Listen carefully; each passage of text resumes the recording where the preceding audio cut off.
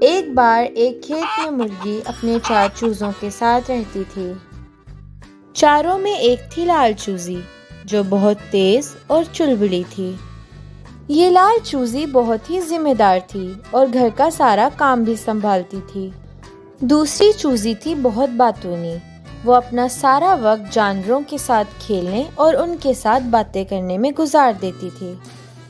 تیسری چوزی کو بس اپنی خوبصورتی کی فکر تھی۔ وہ کبھی کوئی کام نہیں کرتی تھی اور سارا وقت اپنے بالوں کو سنوارنے اور اپنے ناخنوں کو کاٹنے میں گزار دیتی تھی۔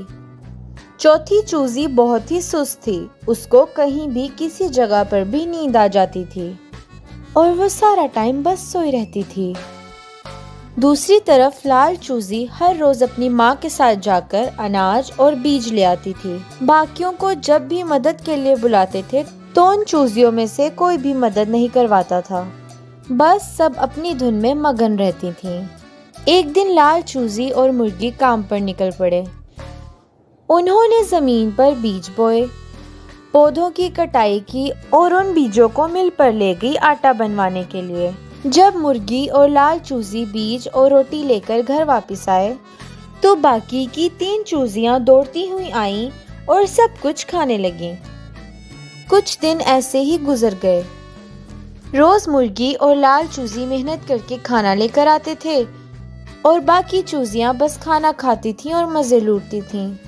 چھوٹی چوزیاں اب بڑی ہو گئی تھیں لیکن کچھ بھی نہیں بدلا تھا۔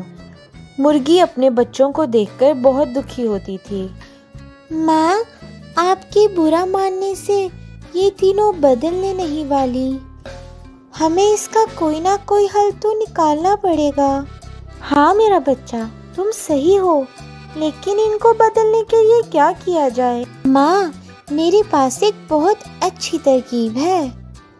لال چوزی نے ماں کو اپنی ترکیب بتائی۔ وہ اگلے دن کام کرنے تو گئیں لیکن خالی ہاتھ واپس آئیں۔ انہوں نے یہ مسلسل 3 دن تک کیا۔ باقی 3 چھوٹی مرغیاں بھوک سے بہت پریشان ہو گئی تھیں۔ پہلے مرغی بہت بات چیت کرتی تھی لیکن بھوک کی وجہ سے اس نے بات کرنا بند کر دی۔ دوسری مرغی اتنی کمزور پڑ گئی کہ اس سے اپنا میک اپ ہی نہیں ہوتا تھا، اور تیسری مرغی جو بس سوتی رہتی تھی اسے بھوک کی وجہ سے نیند ہی نہیں آتی تھی۔ چوتھے دن وہ تینوں مرغیاں بے صبری سے اپنی ماں کے گھر آنے کا انتظار کر رہی تھیں۔ جب ان کی ماں گھر واپس آئی تو تینوں چھوٹی مرغیاں اپنی ماں کے پاس دوڑیں اور اپنی ماں سے کھانا مانگا۔ صرف میں اور تمہاری بہن روز اتنا سارا کھانا نہیں لا سکتے۔ اگر تمہیں بھوکے نہیں رہنا تو تم تینوں کو کام کرنا پڑے گا، اس لیے کل سے تم تینوں بھی ہمارے ساتھ کام پر چلو گے۔ ایسا کہنے کے بعد ممی مرغی نے تینوں کو روٹی کا ایک ایک ٹکڑا دے دیا۔ اس دن کے بعد باقی 3 چھوٹی مرغیاں بھی اپنی بہن اور اپنی ماں کے ساتھ کام پر جانے لگیں اور محنت سے کام کرنے لگے۔ تو بچوں، اس کہانی سے ہم نے کیا سیکھا؟